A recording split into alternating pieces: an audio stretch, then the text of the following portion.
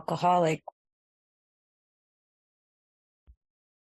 Hi, everyone. My name is Teresa. I'm an alcoholic. We talk about God being in charge. First, Ali, I was like, who's introducing Polly? He was like, you are. I was like, all I could do is do the format, man. Then he was like, okay. Then he asked me, I was like, all I could do is the format. I could just get through the format. And then he's like, she's not here. Would you mind? It's you. I don't know where this is gonna go. God's in charge. Perhaps it'll do something for me and hopefully for somebody else.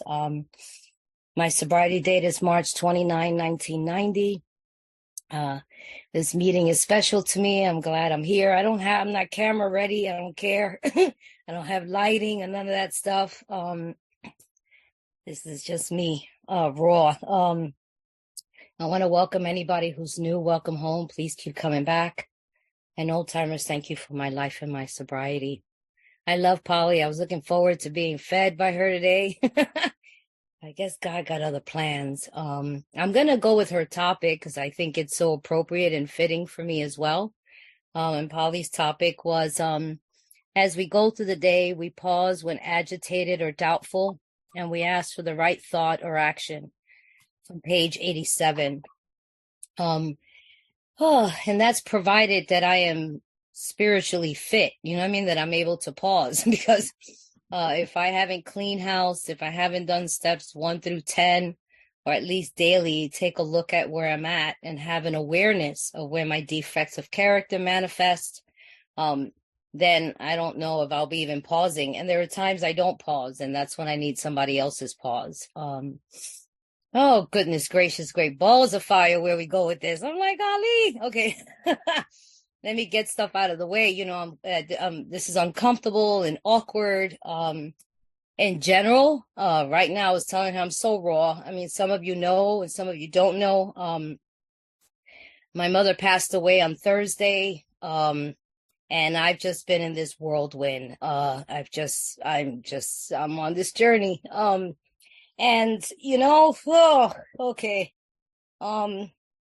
One thing I'm going to start by saying, I've been saying this, a lot of times in 32 years of my sobriety, there's so many things that have been, what's the word? Uncertain, indispensable, or rather, you know, I've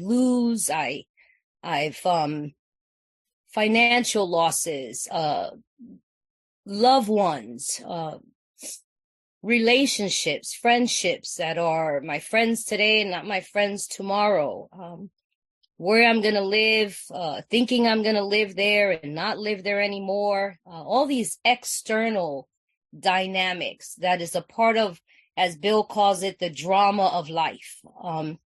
And in all of that, in all of this uncertainty, I always share this and I mean it. There's one thing that I don't ever want to have a question mark, and that I'm an alcoholic, because somehow that is my anchor. That is what, because there are times I don't even know there's a God, honestly. And I've been doing meditation and prayer, and I'm a priest in my tradition, and we have religious practices in our family, and I know rituals, Catholic school, 11 and a half years. And there are times that I go, I don't think there's a God, and we're fooling ourselves. But there's one thing I don't ever want to doubt, and it's that I'm an alcoholic. Because what happens when I say I'm an alcoholic, it allows me to center into that knowingness and that awareness, which will begin to help me to understand what I'm going through. My disease is centered in my thinking. So what happens? You know, it says insanity returns and then we drink again. So there's circumstances and situations that I go cocoa for Cocoa Puff. You know what I mean? It's like, and I believe the disease uses that to its advantage. It's some real life situations, and my head starts going of doom and gloom. You know, it tells us that I have to be cautious of morbid reflection, of depression and self-pity. But if I know I'm an alcoholic, I go, okay, I can't figure everything else out, but what is it that I can do? I can treat my alcoholism. And somehow that gives me certainty. It gives me clarity. It gives me hope. It gives me peace. How do I treat my alcoholism? I need to be restored to sanity, and I have to believe that there is a power that will. How do I know that? I turn to your sanity. In the past few weeks, I've made so many calls. I just did it. I think that I called Ralph or he called me this morning. I don't know. But you all right, T? No, I'm not. I'm not okay. You know what I mean? I'm in my head. Do you know what I'm saying? I don't know where God is right now. I'm confused. I'm lost. And I'm relying on someone else's sanity. I'm like, he's saying I'm not. And then what do? I just need direction. And usually direction is to know that God can and I can't. And even with these years, I forget that because I have a sponsee who says I can't see the frame when I'm in the picture, right? It's so hard to do that. And so then you remind me, there's a God. Okay, there's a God. There's a God. And can I make a decision to trust that idea? Not even to know what this God is. It's interesting in the big book, we talk about a God of our own understanding. And I think it's a way that they gently guide me to let go of prejudices, of my idea of religion and God. But if I really look at the big book and the way it's outlined, and when they share their experience, they kind of start telling me and defining God. God is my director. That's an that's a noun. What is God? God, I don't have to go, what do I want God to be? He's my director, my employer. You see what I'm saying? I'm the child. He's the father. That gives me a definition. God is infinite. I am finite. And I begin to be given these adjectives or these nouns of defining what is it that I'm willing to trust. And how do I turn my will in my life?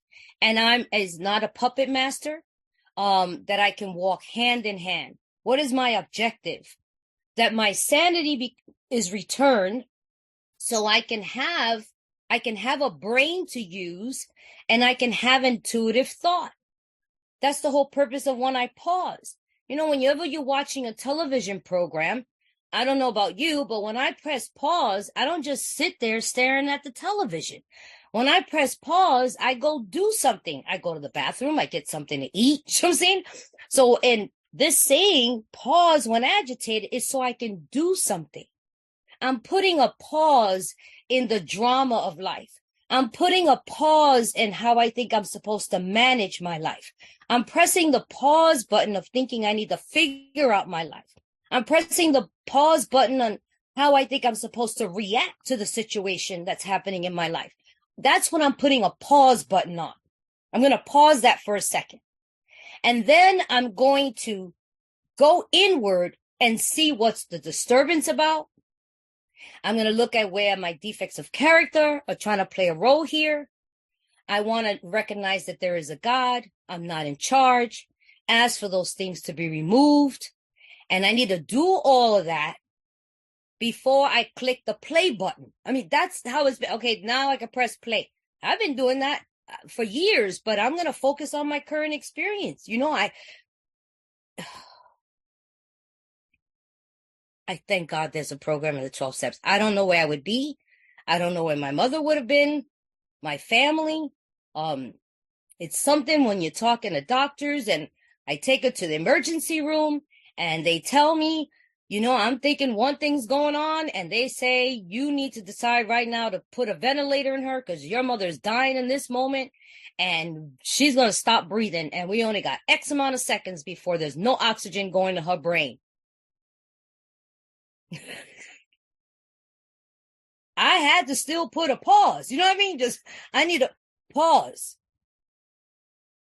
And I got to learn, if I had not been practicing these steps, I would not be able to instantaneously pause. You know what I'm saying? Go in. God. You know what I mean? My selfishness. So, I'm sorry, I have to do that fast so I could turn around and go, put it in. You know what I'm saying? Stick it in. And then from there, moving forward, talking to all kind of people telling me what to do, what I shouldn't do, what I need to do, what I have to do. what mommy has wanted me to do. And all along, I need to practice this. I'm going nuts. Where is a God? I'm angry. I'm frustrated. I'm terrified. What do? I have you. Sometimes I can't do it. Do you know what I'm saying? I need you. So what do I do when I pause? I make a phone call sometimes. And I say, help me. I don't know what to do. I'm not sure where I'm at. I'm afraid. I'm being selfish. I'm self-centered. You know, I learned that when we call others and we tap into this source of power, what is the first thing that I'm invited to do in the first 9 steps is to discover my faults, not my rights, my wrongs. To discover where I believe I have this sense of power, this false ego sense of power and pride, to learn and gather enough evidence to find out that I don't. That's really what the first 9 steps are about, is I need to see, and 10 just supports that, right? I have to continuously look at that, but I need to see I'm not in charge. Well, where's the evidence? Look at all this. It don't work. Quit playing God. It don't work. Okay, now what do I have to do? I gotta hear. I need to be in a place to hear. What's the next indicated action? Well, if I haven't been practicing prayer and meditation, when I need it the most, I'm in trouble. Because I won't know what the voice sounds like. I won't know the familiarity of the inner spirit or the inner voice I won't know what it is. And when I need it the most, I have to know that it says go right or go left, make a phone call. Sometimes I go in and I go, okay, God, just give me a name. Just give me a name. Just give me a name. The person that's dialed into you. I just need a name. And I have to know how to hear and go, Ali. And I don't go, why him? He don't know nothing. I'm going, I don't do that. I just go, I don't know. I just got your name. You know what I'm saying? Your name just came to me, man. I don't know what's happening, but I just got your name. And usually it's right on time. But if I haven't been practicing any of the 12 steps, in times like this, I think right now you wouldn't even be talking to me. Because what I've discovered in the gift that's been given, the miracle that's happened, is that despite all of this, not a thought has occurred to me to drink. Gets me every time. A drunk like me that drank my entire life from the day I was conceived and born, alcohol was my oxygen, the blood that ran through my veins, that I didn't go one day with even considering the option of not drinking. And today, where the pain seems to be the most, my knee-jerk reaction isn't to go to a bar. That still floors me, you guys. Is my knee-jerk reaction to be admitted into a mental institution in a straitjacket sometimes? Oh, yeah. Is my knee-jerk reaction to punch that nurse in the face because if she says something stupid to me one more time? Oh, yeah. You know what I mean? If my thought sometimes is to put my foot up that doctor's ass. Oh, yes, indeed. There's so many people that don't realize how blessed they are as a result of the 12 steps. You have no idea. When people say, thank you so much, Teresa, for your kindness, your consideration, and your patience with us, I tell them, you need to thank the 12 steps of Alcoholics Anonymous. Because if you left it up to me, this would be going down completely different.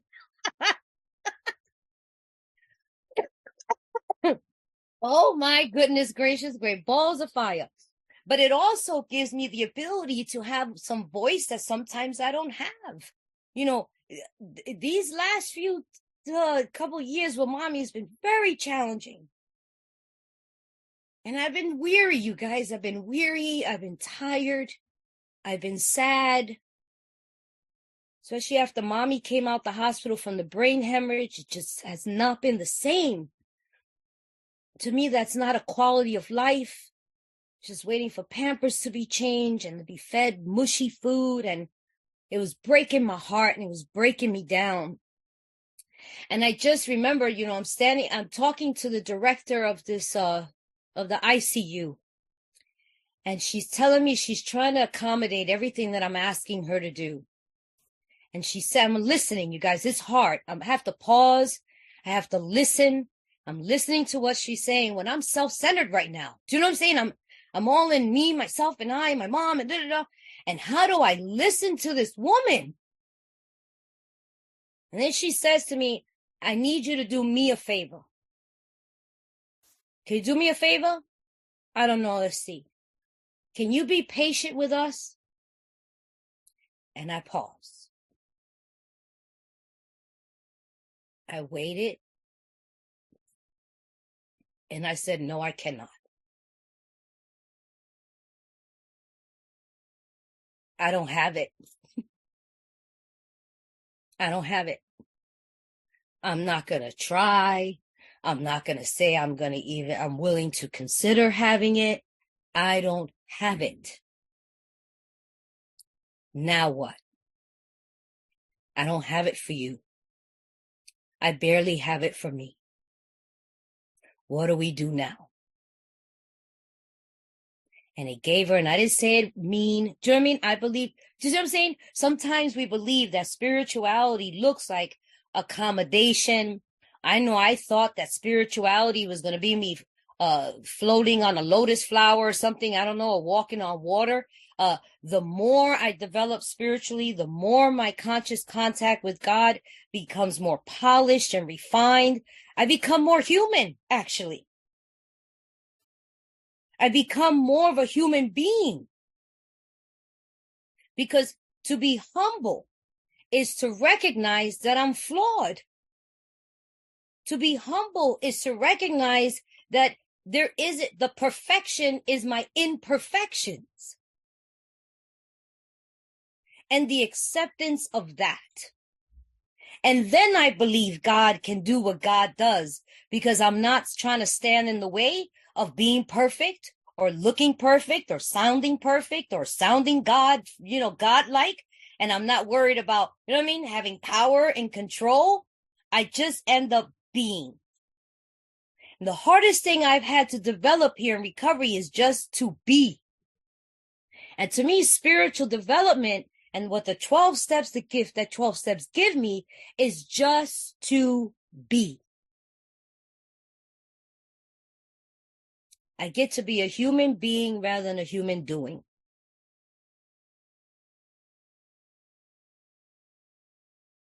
And she heard what I said, and the only thing she said to me then was, then can you just have them call me if there's a problem first?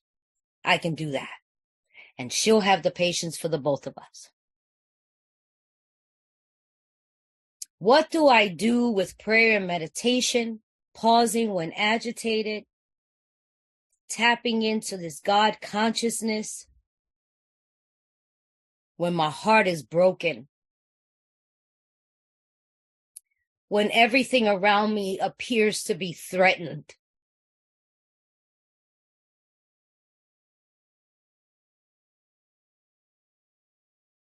I recognize that I'm an alcoholic.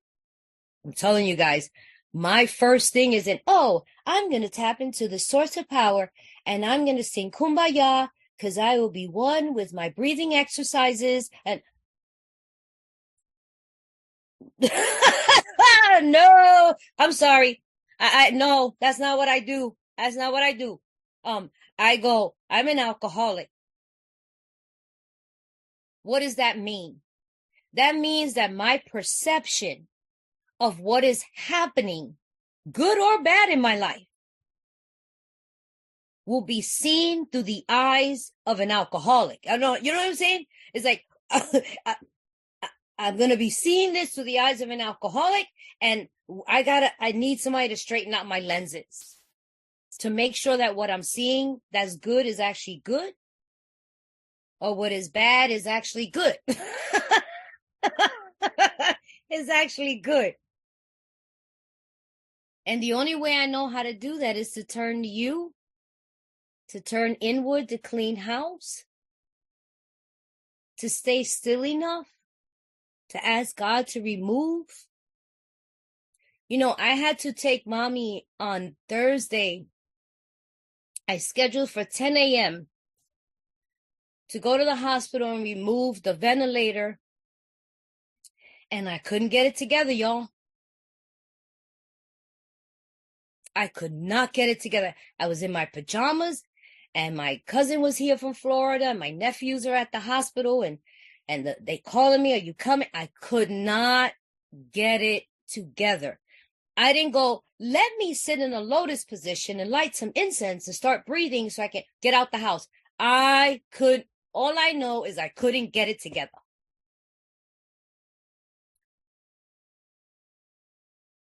I don't remember. Ralph called me or I call him because sometimes Ralph, Rico, you know what I mean? There's key people who feel what I got going. They'll be like, you all right? And I'll be like, no, no, I'm not. Not okay. I can't get it together. And I remember telling him what was my frustration was I'm trying to get centered. I'm trying to get centered. That's what I kept telling him. I am not centered. I am not centered. I'm not in alignment with God. I need to get an alignment. I'm off. I'm not hearing people. I'm reactive. A nurse says one word, I start yelling. I don't hear the rest of the sentence. I'm not in alignment. And he was like, stop trying to be in alignment.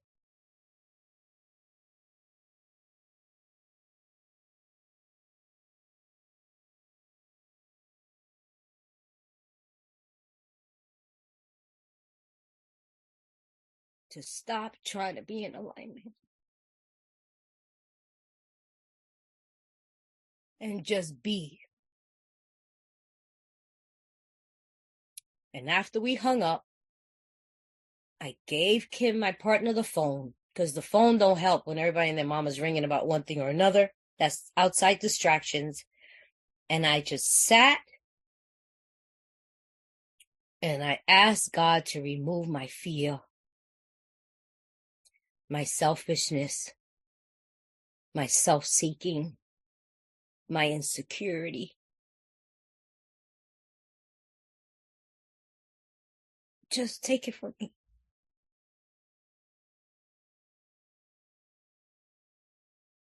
So I could do what? What will you have me be? And what will you have me do?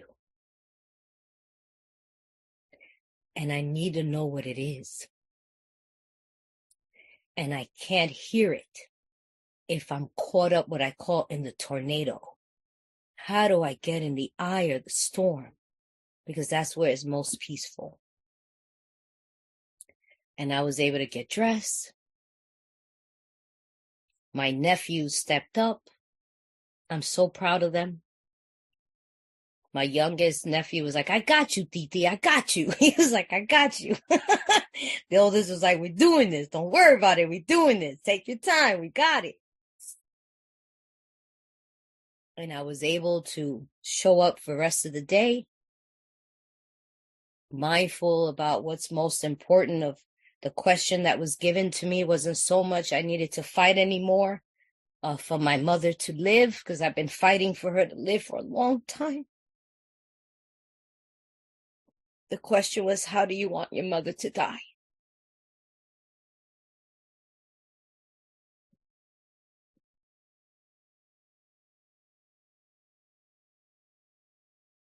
I needed to be present for that,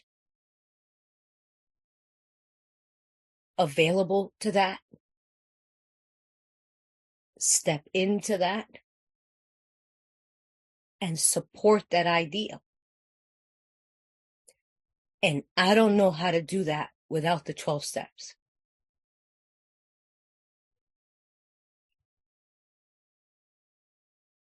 And we did it.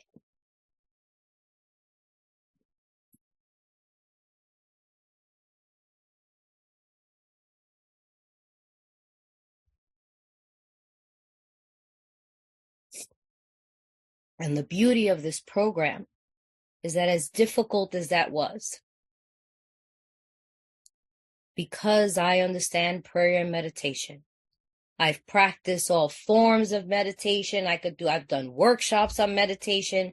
I've been doing transcendental meditation since I was like 6. There are times I've done so many different levels of meditation.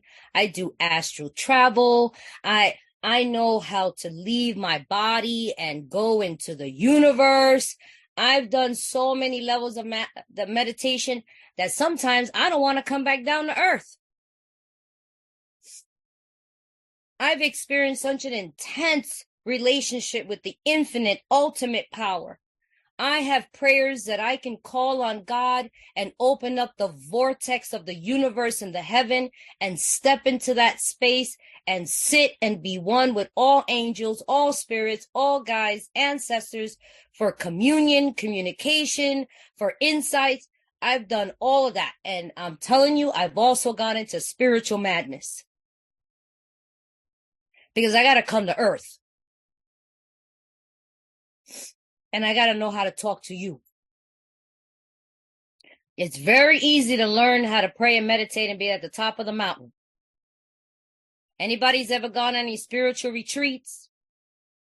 Where you go in, I've done it. I've done silence. I've gone into silent meditation for 2 weeks. I've done vision quest. I can sit in the forest, and wait for the animal totems to come and bring me a message. You know what I mean? I've done all kinds of levels of spiritual, you know what I mean? But you know where I struggle the most? Going to the store, driving in the car. You know what I'm saying? I'm telling you. I heard somebody say, you want to hear how spiritually developed you are? It all depends on how you drive. So I'm one with the angels. I'm in my meditation. I get in the car, excuse the language, and everybody's like, you dumb motherfucker, you know what I mean? Did you just drive in front of me? Oh, just go in front of me like I ain't driving. And then like, what happened? How do I take all that spiritual development and apply it to daily activity, my interactions with you, calamity, struggles, failures, successes? And that's been the process for me more than anything with prayer and meditation. I do it so that I can be a human being. I can live in this dimension because I believe there are multiple dimensions. I have support and tools to have the human experience. So I can do what? What is it all for? Step 12 tells me. So I can be purposeful and useful to God's children.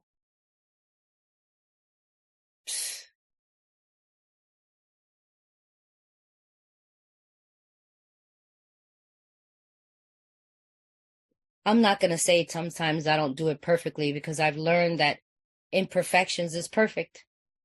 How else would I learn? My heart is broken right now. There's so much uncertainty. Truth of the matter, I've said it. I think the first thing I did was be angry. Mommy is, just recently, my mother became my source of income. All these years, I'm telling you, I was angry. All these years, I've taken care of so many family members, and I've never gotten really a dime. Living on a hymn and a prayer.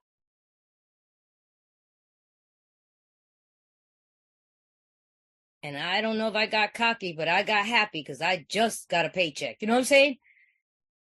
And I was like, ooh, yeah, we're about to rock and roll now. Now we back, you know what I mean? We back on the saddle. I'm finally going to get up from up under. I'm going to pay back debt. I know how to pay my bills because I've been living only on trusting in God. And I'm telling you, Mommy, I was like, oh, Hell no. No, you're not going to die now.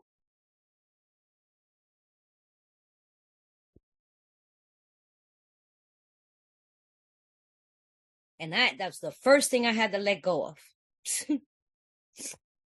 That was the first thing I needed to let go of so I can be present for this experience. It was an honor and a privilege to be her daughter, to love her in ways she never knew was possible. It was an honor and a privilege to walk her to the other side.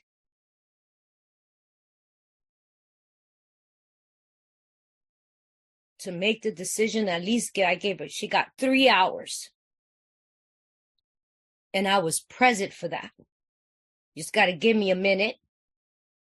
As a result of the 12 steps and prayer and meditation and pausing, I was able to, after they took off that ventilator, be present for her last 3 hours.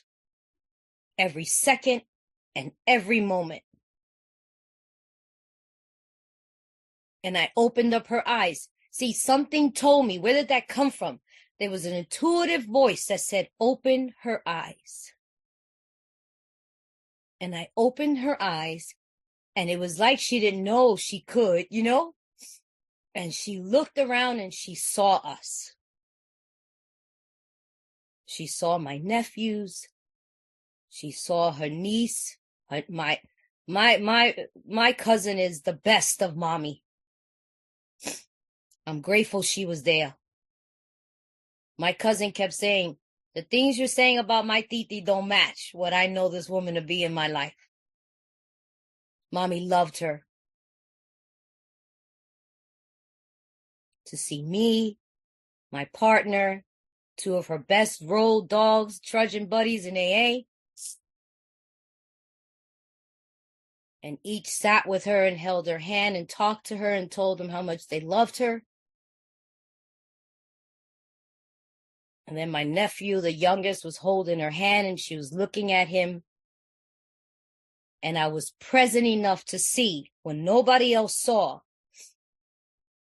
that her heart was now going to stop. And I began talking to her. I owe this to the 12 steps, you guys. I'm telling you, this is all related.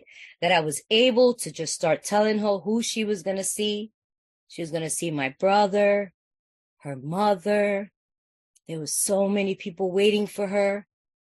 I thanked her for my life. I forgave her. I asked for forgiveness. This life is complete. And she slowly drifted off. My cousin said it looked like she fell asleep while I was telling her a bedtime story.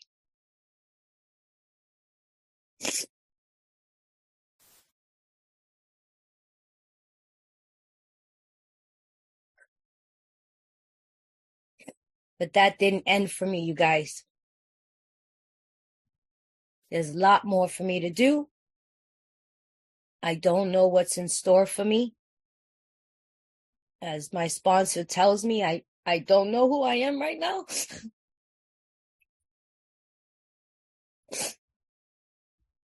I don't know who I am. I don't know what I'm going to do. I don't know how I'm going to live. There's so many question marks. I'm going to come full circle.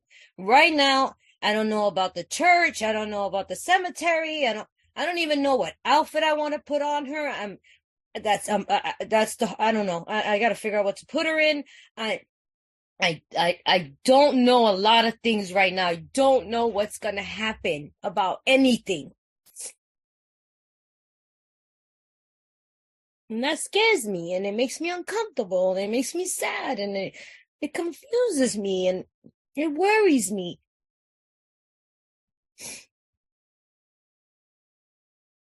So what do? I go, I'm an alcoholic. That's the one thing I know. And I'm going to treat my alcoholism And so I come to the meeting and I tell Ali I can only do the format. You know what I mean? I take the calls from my sponsees. I call my sponsor, my grand sponsor. I follow direction. I pick up a pen and paper. I clean house so I could stay still.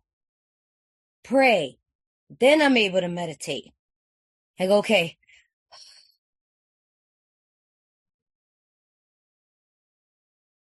And I trust and let go and let God and see what happens. It works. It really does. Not because you say so, not because the big book says so, because that's been my experience. You can't tell me there isn't a God and this program don't work. I am a byproduct of it.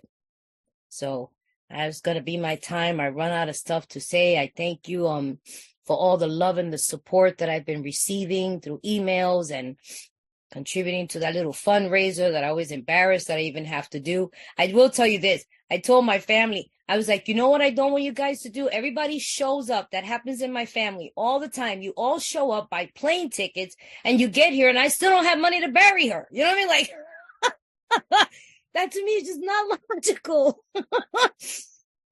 So could we stop doing that for once?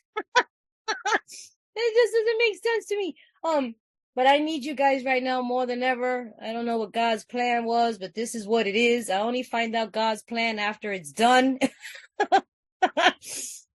I hope I helped in some way and shared on the topic to the best of my ability. And maybe next time, I don't know, it could be better. I don't know. I thank Polly. I miss Polly. I was so looking forward to being fed. See, that's what I get. Just trying to get something out of the situation. God was like, what? Oh, heck no. You need to give something to my kids. So, and in doing so, I probably received so much in return. Again, thank you for all the texts and the messages and the prayers and whatever little support you've sent me. It has meant so much of all the pouring of love that I've received, because I need it. I'm there right now. I'm just, whoa. My dad used to say, if you don't get what's going on, just say, whoa. So lately I've just been like, whoa, whoa. Thank you so much. I guess now we'll do Q&A.